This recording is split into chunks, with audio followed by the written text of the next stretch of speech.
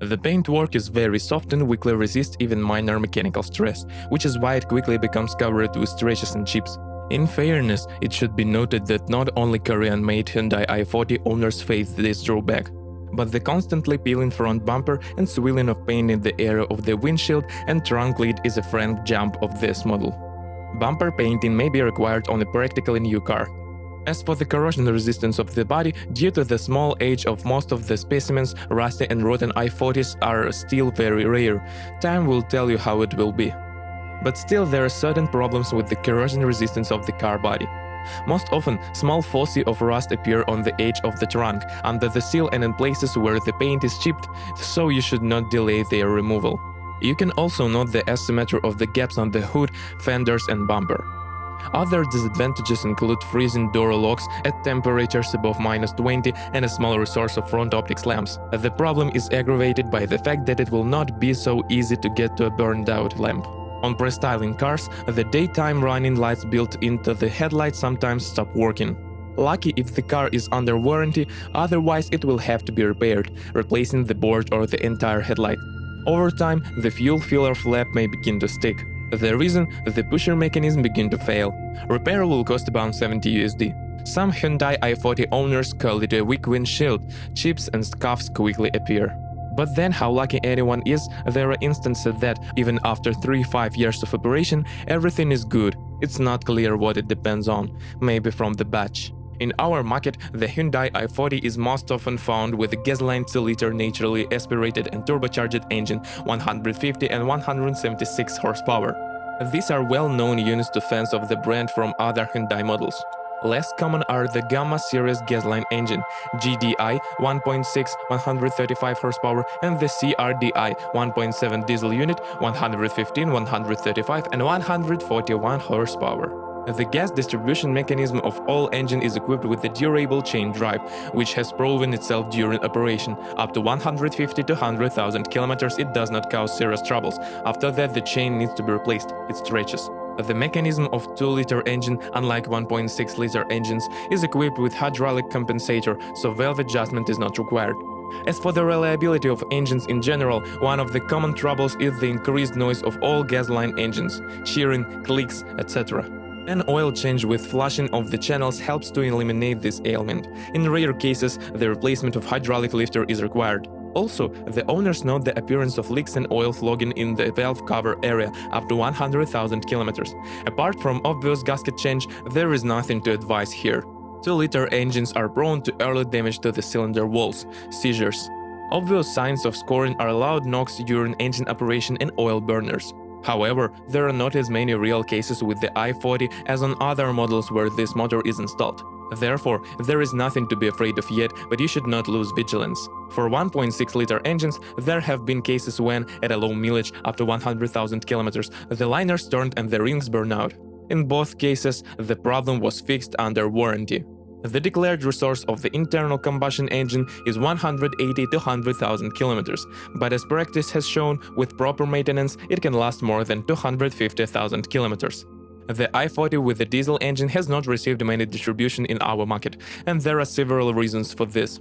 Firstly, diesel engines are equipped with a capricious fuel system, which is our reality can begin to present unpleasant surprises quite early, up to 100,000 kilometers. Injectors, injection pump, EGR valve fail.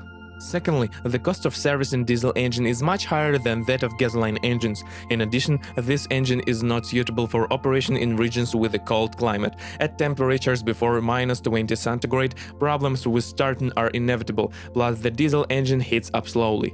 The turbine is another weak point of a diesel engine. The effect of a turbo lag is inevitable. If the car is not under warranty, the repair will cost a pretty penny. The Hyundai i40 can be equipped with one of 3 types of gearboxes, 6-speed manual and automatic transmission with the function of shifting speeds with pedal shifter, as well as robotic transmission with 2 dry clutches. The 7-speed robot turned out to be the most problematic, like the VAG analog of the DSG.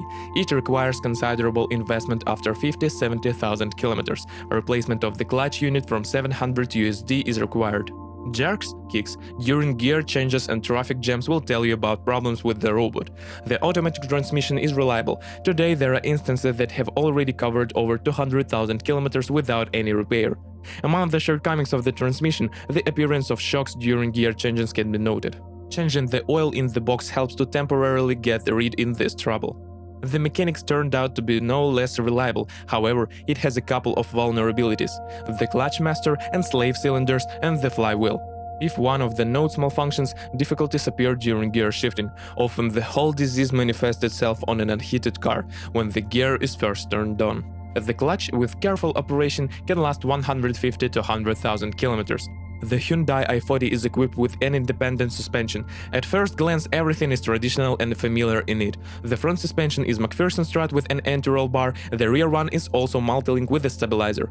However, in terms of performance, it is strikingly different from the classic D-class soft suspension.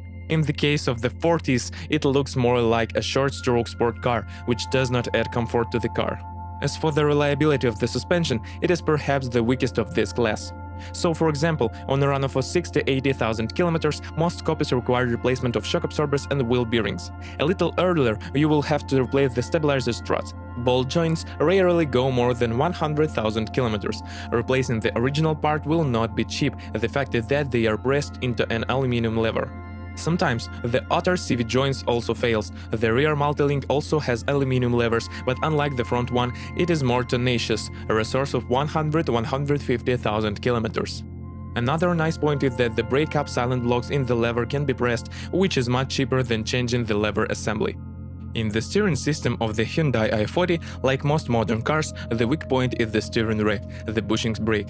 Also, the steering column with the EUR can be a source of extraneous noise. When contacting the officials, the rail and horse carriage are changed under warranty.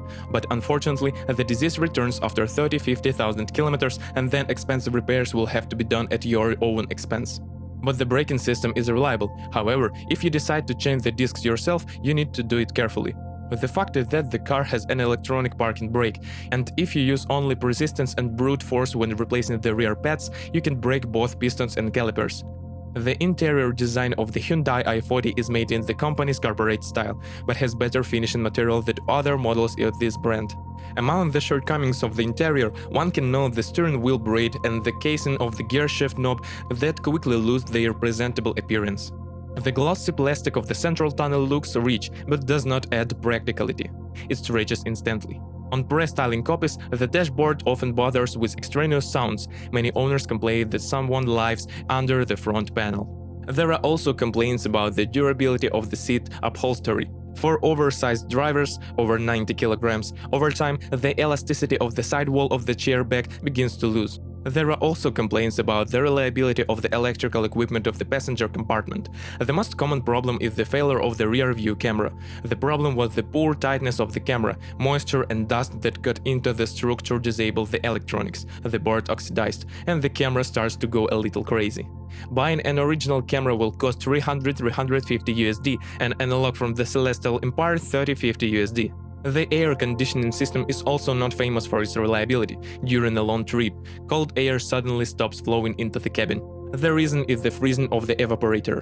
The disease was eliminated by installing additional resistance in the control wiring. Also, the problem can be caused by the failure of the air conditioning compressor. If this trouble happens, do not rush to buy a new compressor. It is often enough to replace the failed valve in it.